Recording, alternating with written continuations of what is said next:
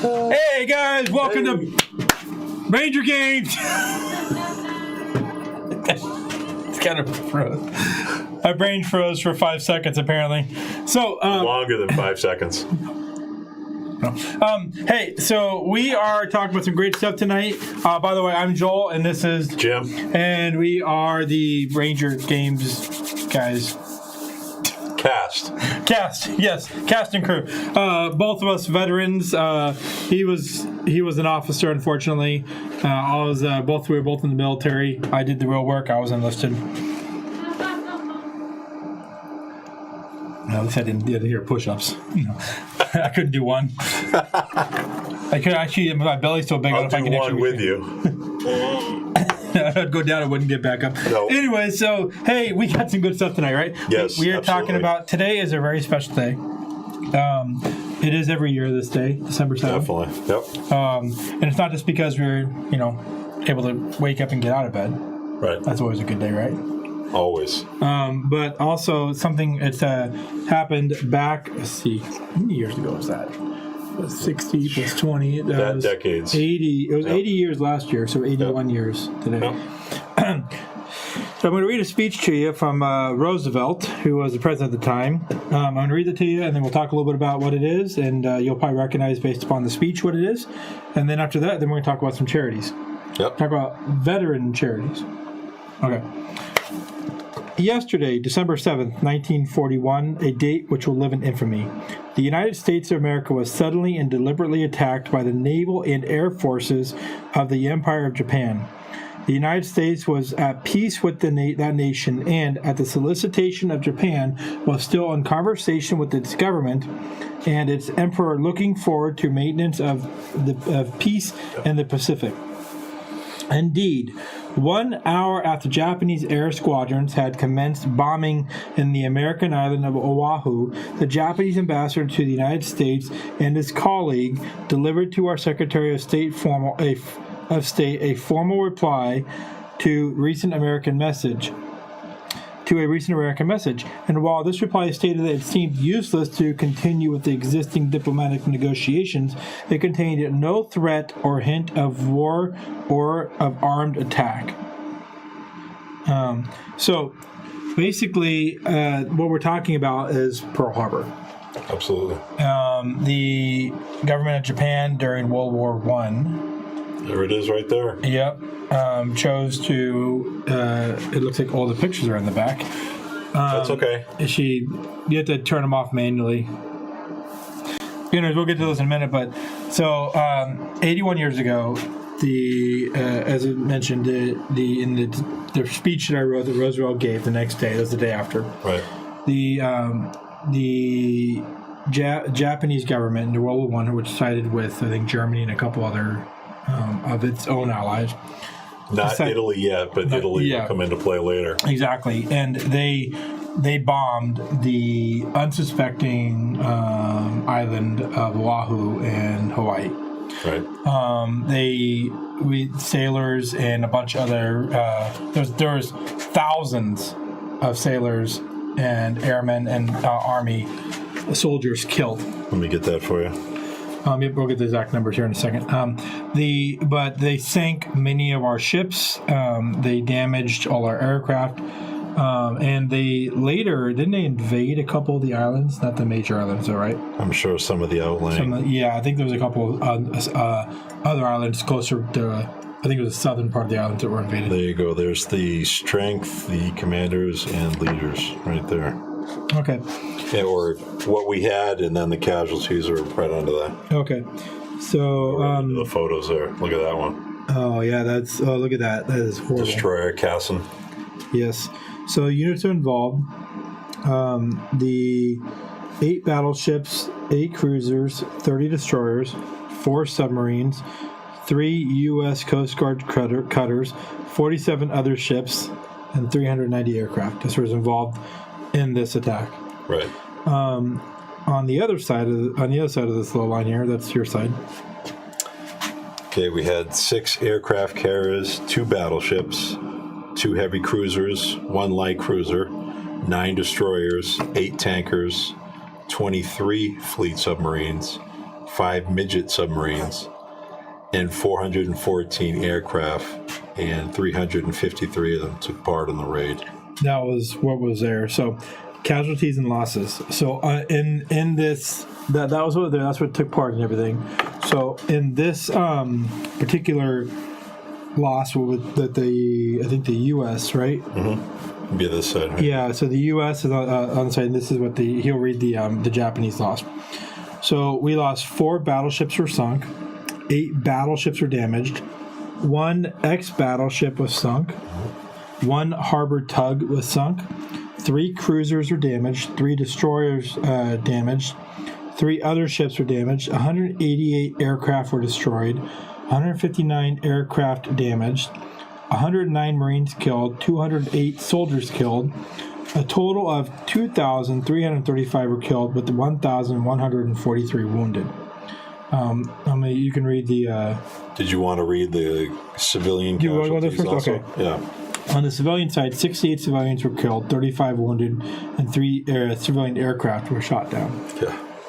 And this is the Empire of Japan. 4 midget submarines sunk, 1 midget submarine grounded, 29 aircraft destroyed, 74 aircraft damaged, 64 killed, 1 sailor captured. So they attacked the U.S. Look at that picture there, Jim. Oh, wow. They attacked the U.S.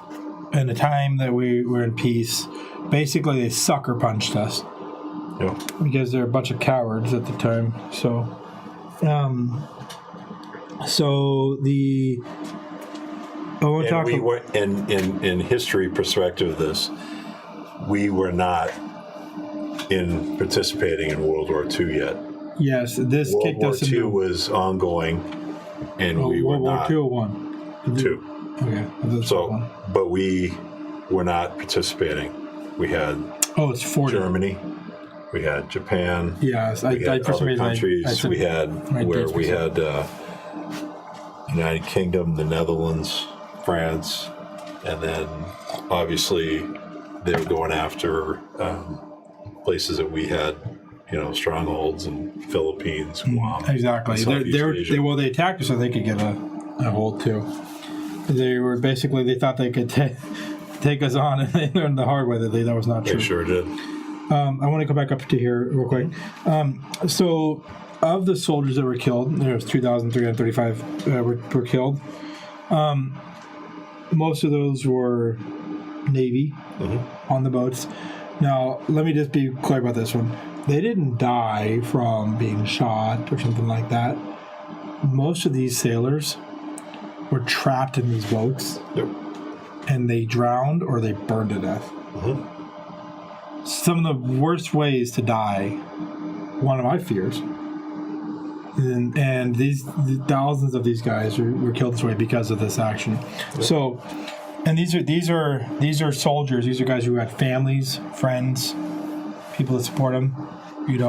Things that they wanted to go home to, or expected them to come home, and because of the way that Japan attacked, and I mean it was a massive sacrifice. And talking to people over the years, I'm from the East Coast, so a lot of people always would say when they have a conversation about World War II, they seem to leave out Pearl Harbor.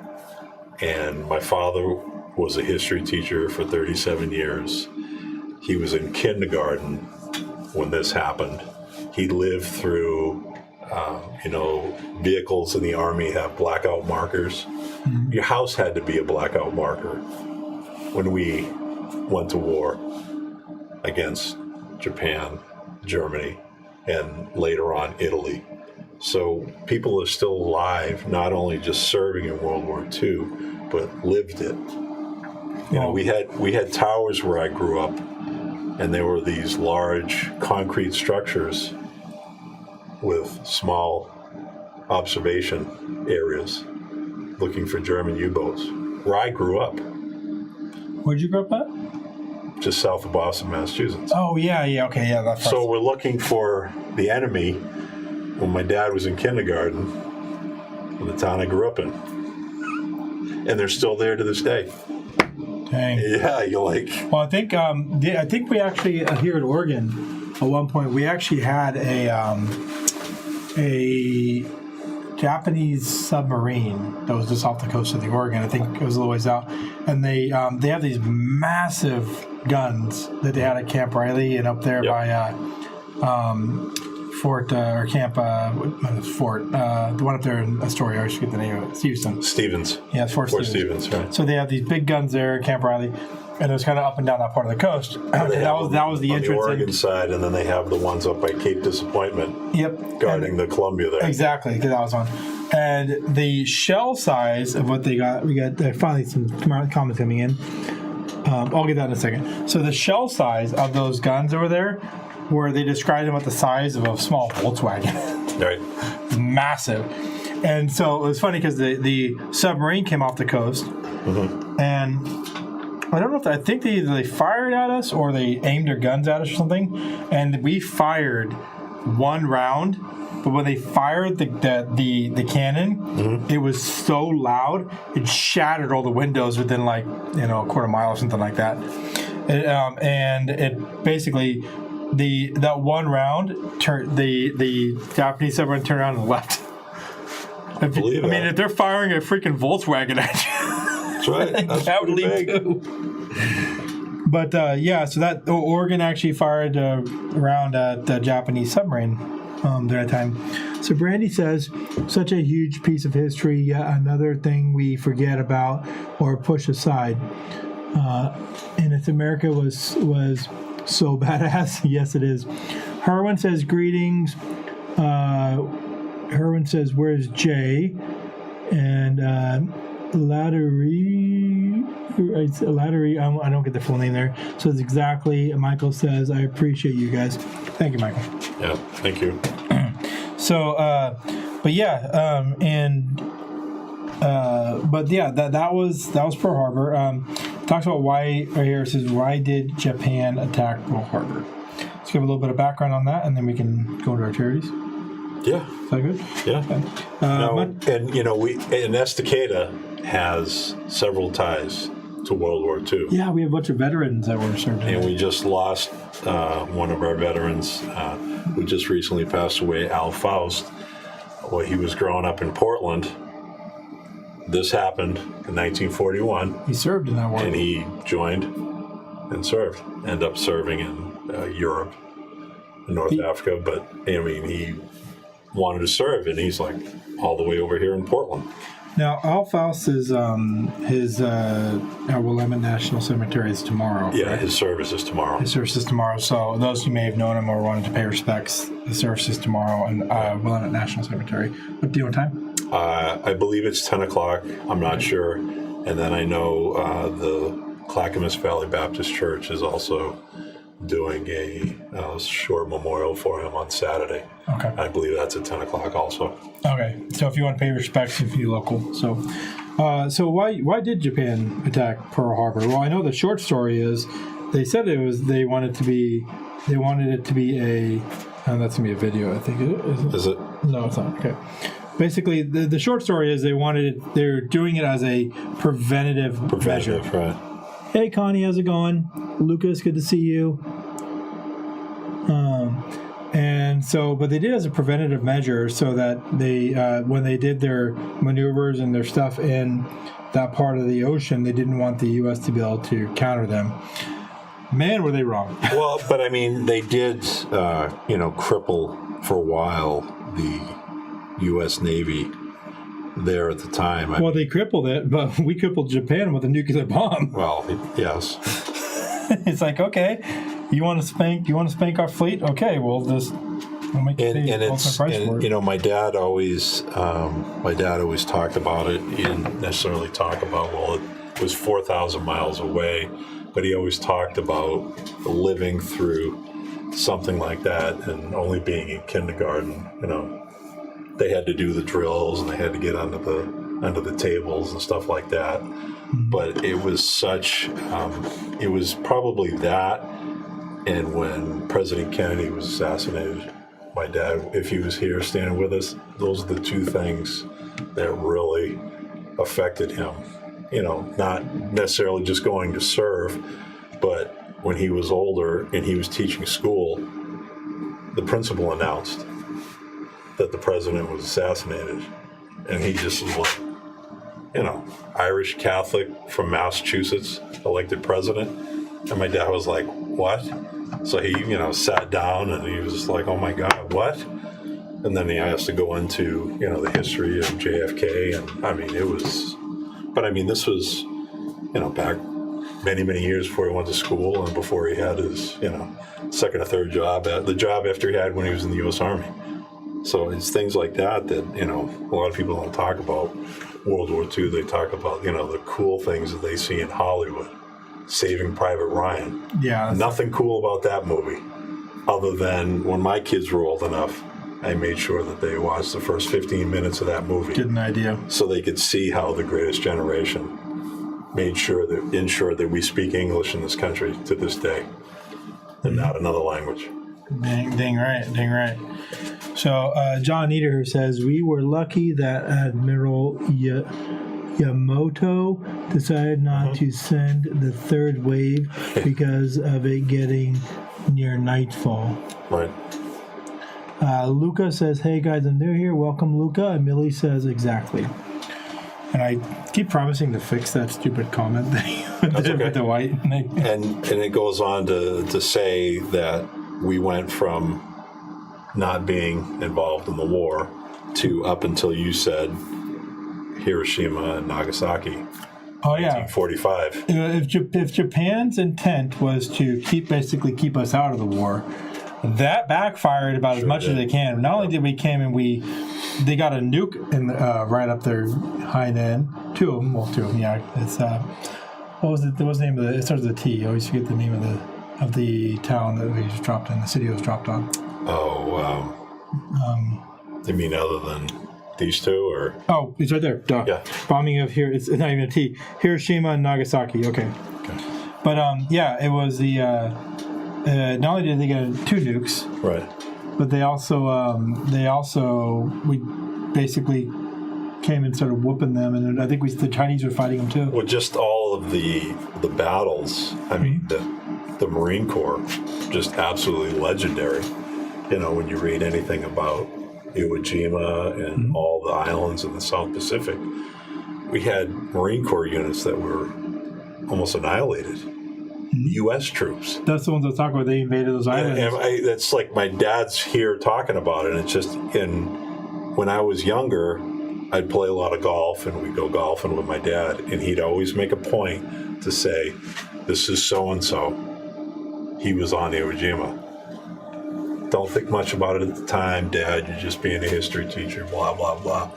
And then when you get to be a soldier serving in the Army, and you're like, wow, yeah. And then meeting other people in his career, chiefs of staff, people that he served with at the time, they were just second lieutenants, but they went on to be 4-star generals. And I'm like, wow, my dad's pretty cool. My dad knows all these guys back when they were 21. A little like, oh, nice to meet you. I can't say Mr. I have to say General Sullivan. Oh. You're like, they gotta give him that title. Absolutely. But I'm like, my dad's like, oh, this is Gordon. No, sir, nice to meet you. What'd you say, Brandy? I said that's pretty cool. Yeah, definitely. Looks like you and your dad had a strong bond. Definitely. Yes. Yeah, definitely. I mean, it's to have that. I wish I had that. My tie-ins with those areas are those of me along the way. But I don't have a ton that I know that was alive back then that got to share those stories with me. Right. My grandfather died when I was much younger, and he was in the Army. I think he may have fought in World War I. Right. 2. I keep saying 1, 2. But I'm not fully sure because I didn't get a lot of the stories. It's just, a lot of memories of my dad are, I'm like, wow, he would go to work with his shoes polished. Well, you don't do that job anymore in a tank. And he always had his wallet and his watch and his ring all up on his dresser, like it was ready for inspection. And I didn't think about it until I was in my 30s. I'm like, gee, my dad was, he's pretty locked on, But he didn't say, well, I have it done this way for a reason. He just did it. Everything had its place. And you're just like, Yeah, I mean, I was like that for like 6 months after I got back from like Afghanistan. Right. And then the world set in, but now look at me. I mean, you look at my desk. Good luck finding the computer on it. That's all right. So you're allowed. Yeah. So that's what gets me there, though. Should be okay. Get back into shape.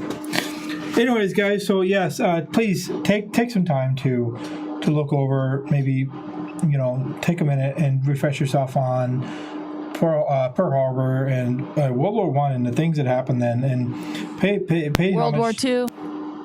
What is wrong with me? That's okay. I keep saying it. You're thinking about maybe the progression of weapons that we had. We went from trench warfare to serving on a huge stage, Southeast Pacific, Europe, North Africa. We were everywhere in World War II. Well, yeah. Well, do you know what I mean? Yeah. So, it is. You had some of the same players in World War One. So I don't know. I keep saying World War One, but okay. World War II. I think it's because I've been up for so long and the coffee's running out. That's okay. I was up at like 4 a.m. this morning. I'm surprised I'm still standing here. Who knows what I can say? Joel in Army, did you have any memory that is very precious? I had a lot of precious ones in the military. I mean, when I was in Afghanistan, I got to serve a lot of the local nationals.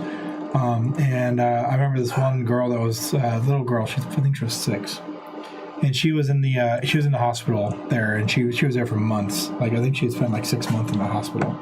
She had gotten a rocket fired from the Taliban towards her when our bases fell short, hit her house, killed her parents, and she was there, and they saved her. And she's the sweetest thing, except for the first time I met her, she motioned for me to bend down. She slapped me. And I think she thought it was a joke. And I was in such shock, I didn't know what to do. And the nurses there, they were in such shock, they didn't know what to do. They're like, what? What just happened? What just happened? I'm like, I don't know. She slapped me. But that was when she was first kind of up and around and was really kind of more to it. I think she was dealing with some stuff, and then she got a lot more friendly with me after that and stuff. So she was in the end she was a sweetheart. But yeah, I remember the first time I met her, she slapped me right across the face. I mean, there probably weren't any doctors, or very few. I mean, I'm sure you guys were like their primary care. I treated hundreds, maybe thousands of women and kids, and that's why when I don't want to get too deep into the political side of thing, but when what happened recently in Afghanistan, that's why it was such a big deal, because Sharia law. I mean, there's an example for punishment for kids. Sharia law allowed the father to dip their children in hot oil to punish them, like boiling oil to punish them, to set their. Well, I mean, I remember treating one woman that was actually more than one woman, but one woman was set on fire. So I mean, no, I don't want to talk about the bad things there. What I want to focus on is we helped a lot of people there, and we saved a lot of people there. So that was the good stuff. Let's see. Just like you helped with the refrigerator today in case I hurt myself. We were covered. We had an Army medic and a Navy corpsman there. Mm-hmm. So we were good. Yes, but it's funny is between an Army medic and a Navy corpsman, neither one of us could tie knots. Anyway. We got through it. We got it from A to B. So yeah, we swapped out our fridge today and stuff. It was great. Now we have a new fridge in our house. It's awesome. Thank you very much to Sean. Appreciate it. And Mary. And Mary, yes, Sean and Mary. I give Sean the credit because he carried it over. And I have to call and make sure he's still alive tomorrow. Love you guys. So let's talk about pizza. Pizza's a great idea. In fact, I want some pizza now. Hey, we have a great little pizza place right here in Cicada called Hitchin' Post Pizza, and let's see if the commercial works.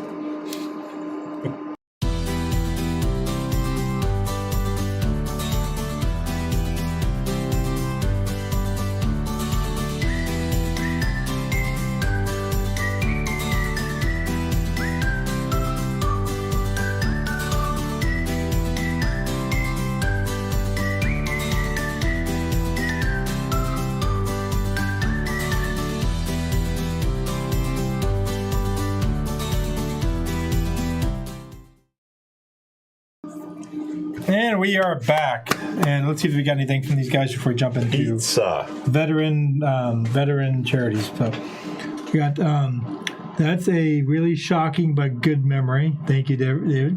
Where is a good thing? Where is a good thing, there is a bad thing, Joel. So yeah, we got you. And Sarah says, "Hi, brother." That's my sister, Sarah. Jason says, I gotta lean in because it's white on white here. So, pizzas are great in every moment. Yes, and I want pizza. I love pizza. Well, if you guys ever make it to Cicada, come eat some pizza there, and tell them that Backwoods Brothers Ranger Games sent you over. Ranger Games, Backwoods Brothers Productions, Ranger Games. Campfire discussions. Yep, all shows run by Backwoods Brothers Productions. So, but let's talk about some veteran charities. It's a Christmas season. Mm-hmm. Veterans are in need, and there's a lot of different veteran charities out there that you could give to help veterans. And one of the ones that caught my eyes right at the very top is one that I love because I actually really, really want to get a service animal. With Letty here, it's really hard to get one because they really don't want a competing dog in the house. Right. Or you got to train the dog and there's a lot to it. So I have to wait a little while until time to change the dog out. That's understandable. Good to hear, though. Yes. So the Canines for Warriors is the first one. It says here are the veterans who are suffering from various mental health issues such as PTSD, which I am diagnosed with PTSD. Mm-hmm. That may come from military service or partnered with dogs. And just so you know, these dogs are not cheap to train. Right. The average dog, the PTSD service animal, like a properly trained one, costs about $20,000 to $30,000 depending on the program to train one of these. And most of these programs, what they'll do is the veteran come up. Like there's one called Battle Buddies. Is it what it's called? Maybe, yeah. Northwest Battle Buddies. Northwest Battle Buddies, and it's up in Washington. But what happens is when they match you with a dog and things, they'll have you bring you up there. You get to spend 6 weeks up there. And they pair you with the dog and they train you as well as the dog. And you guys are paired, make sure everything works well. And then they send you back. And then you got to come back, I think, every year for some additional training and things like that. And they are really involved because, like I said, it's free to the veteran, but it's I think theirs is $25,000 is what they say it costs to train that dog. Because they have to get the dog, they have to train it, but they have to raise it, and they have to, sometimes I think the dogs are donated from the litters, but they have to spend time training and they have to pay people to train them, and then all the time it takes for the veteran, and no cost to the veteran other than traveling up there and taking time off work. Right, but what I like about this organization is that a majority of the dogs are rescued from high kill shelters and also gain a second chance. Oh, that's really cool. Yeah, I see that now. Because myself, as a dog lover, thank you, Terry. I was not a dog person growing up. Mm-hmm. We had a cat, so now I'm a dog lover, and they're actually a part of the family. So, we have 2 dogs that we rescued. I got a fish. Yeah. Well, we have one too for our granddaughter. It's still sitting there in the kitchen. Well, it's actually not my fish; it's my daughter's fish. Exactly. Or it's a salamander thing. I don't know. Let's see. These are charities. These charities really are important to so many people. PTSD. Did I spell it right? Yep, you did. But what is that? I'm both cat and dog. Okay. right? Sorry, it's this guy, Doug. So, but really quick, PTSD stands for post-traumatic stress disorder. So, a good example would be a soldier that goes to war, sees some horrific stuff, does horrific stuff that he needs to do, whatever, has bad things happen to him, whatever it is, and then what that does in the short term is it mentally scars. And while they may not appear right away, sometimes they can appear decades later. Sometimes they can appear right away. But what it does, it mentally scars that individual, and to the point where if an event's traumatic enough, and it can happen for like bad accidents and things too. Right. But I'm just using the veterans point on this side. But you can actually see sometimes where the scarring is physically present on the brain. I believe that. It can be that bad, and so. You see all these different things, and it causes you that you can wake up from bad memories. You can zone out. You can, hear loud noises. You nervous in large crowds. It's just a variety. So many different things. You can hallucinate, see things. Everybody's case is different. Everybody's case is a different level. And as you'll agree, that term was not post-traumatic stress disorder for our World War II veterans. It was called something else. It was called shell shock. Shell shock, yep. And then it went on and had a new name during the Vietnam War. They didn't do much treatment for those guys. Right. It was for so long no one really understood it. Right. And it was post 9/11 right. where they started seeing the same thing has happened in previous wars and events and soldiers. Right. And they started saying, well, yeah, something needs to be done about this. This is from what they're seeing in war. This is something's happening to these guys. We need to start looking into this. Do the questionnaire before you leave on deployment, and do the same thing when you get back. Yeah, there's a lot of questionnaires. Are they the same? No. Yeah, I mean, even to the point, like I said, they can see the differences on brain scans and things too. But they started putting a lot of research, money, time, effort, and the VA put most of its budget for a while towards that, and they have taken that program from here where there was really nothing there. Right. You're lucky to even get in and get it recognized to get treated by a doctor too, all the way over here where they have great training. They have really good resources such as they have these groups they put together. They have long-term disability. They have in vitro therapy. They recognize it as an actual condition to be for disability, because I had one point where my PTSD had triggered so bad, I basically sat in a room for a year. I didn't do much. I didn't want to go around family and friends. I mean, it was hard for me to even get out to work or do anything motivation. I just really kind of hid from the world for like a year, and then I was able to climb out of that and get myself to, even I like when I speak with my counselors to see them face to face. Yes. But I wouldn't even go, I'll do the call on the phone. I wouldn't even go out to see them half the time. So, because it was that bad. So it could really affect your life. And I'm doing much better these days, but it's a serious thing. And so there's some veterans, that's why they're on the street, because they're so tormented by what they've seen or done. Absolutely. And they need help. Yes, PTSD, anything that treats PTSD, I'm totally 100% behind. It's like, I understand it. So as far as from suffering from it. This next one is yours. Okay, the second one we have here is the Semper Fi in America's funds.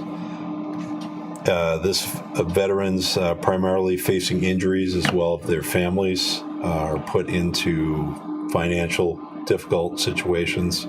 A lot of physical and emotional tolls come with these injuries when soldiers come back, engage with their family, loved ones. So again, another great organization to provide personal recovery options as well as guidance through medical and emotional recovery. So definitely another one to check out. And Semper Fi, but again, you mentioned earlier Toys for Tots. I'm all Exactly. in. Another one for in the regards to this. It's fantastic. And I noticed the charity watch program percentage is 91%. I believe that Ooh. means. Yeah, I believe what that means is that 91% of all dollars donated go straight to the veteran, straight to serve. Oh, that's pretty high. I think the one that we had before 74%. was 74 for the. And I can understand that there's But that's a lot of money. overhead costs Right. on there and things for what they're doing. So yeah, that's another good one by the Marines there. The Fisher House Foundation. Yeah, it's the third one. Yeah, that's the next one. When veterans require health care and need to travel, housing becomes a serious issue. Yep. So when I first came back from Afghanistan, so basically what these guys do, it's kind of a long here, but basically what they do is they help house you and family members. Right. For when you're being medical treatment. So when I first came back from Afghanistan, I had about a month worth of treatment needed to be done, and so the Fisher House helped to put my wife and I into a hotel for a month. Awesome. While I was getting my treatments and everything else, and going through my diagnosis and stuff up there in Fort Lewis. And because my wife was there, they couldn't put us. They didn't have rooms on base and anything, so they put us in. It was often, and they put out quite a bit of money. I mean, we tried to help when we can. I think we rented a room for a week. Part of the week I was there, I think we paid ourselves. Mm-hmm. But I didn't have a lot of money. And the choice would have been me there going by myself through there. Right. And my wife, who just had me gone for a year and a half, would have had been somewhere else waiting for me to come back down again, which, I mean, that's fine. But, I mean, I would have been going through all that horrible... And I say horrible treatment because it sucks. Because part of what they do is they make you talk about the situations. That's part of the treatment. You have to talk about it, and so it's hard. Right. But it's done great for me. It really has been good. And we talk a lot about our history, what the U.S. Army has done, what the U.S. Army is doing now. And when I'm talking to a bunch of Korean or Vietnam veterans, I'm like, and I just sit there and take it all in and take mental notes, and it's not what's in the history books. Mm-hmm. It's not there.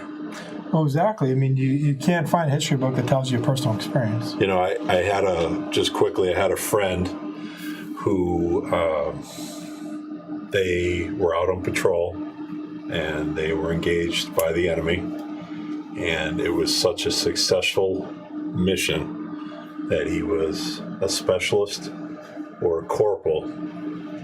The colonel landed after this successful mission and said, "You, E6, done, on the spot." And I went like, seriously? I was like, where you can't find that in any history book. Exactly. But I mean, I talk to him every week, and I'm thankful that he made it back after a year in country. But I was just like, when he told me that, I was, yeah, right, whatever. No, that's what happened. And by the way, take the things you see in the movies and throw it out. Mm-hmm. Most things, even in documentaries, they don't really give you. They can't. I mean, they really can't. Short of them being on the ground with them, having actual footage. Right. And even then, that footage is from a perspective. Right. It's someone who's a photojournalist or a combat photographer. And there's some that do a really good job of trying to. Like I love We Were Soldiers. That's great. They tried really hard to get a really good one there. I think they got pretty close to what I've read about some of the battle there. Right. They did a pretty good job, and I think they actually talked to people that were there and tried to incorporate their stories. Well, what I remember about that movie is the colonel, lieutenant colonel, and his sergeant major, Sam Elliott, their leadership was so unique. I'm the first one on the battlefield, and I'm the last one off. Yep. And anybody you talk to about that, they all remember that from the movie. Well, and he went on to be a general. I mean, he's not some slouch. He led men into combat successfully, and I mean that movie shows a little piece of the war, but it was something that we were trying.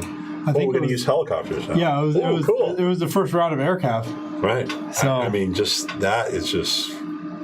That's what I enjoy. And like you said, like Joel said, it's Hollywood.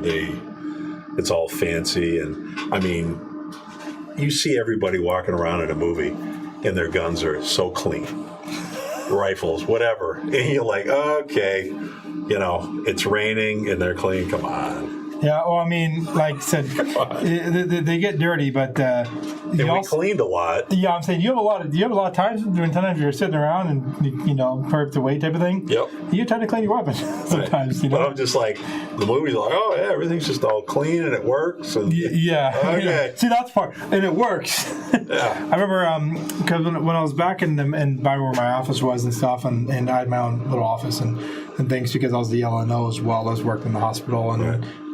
Traveled around and did missions, and I mean I was everywhere. But when I was back on the base and stuff, and I had to go run down to the hospital and do this or that, our unit had a couple of these little trucks.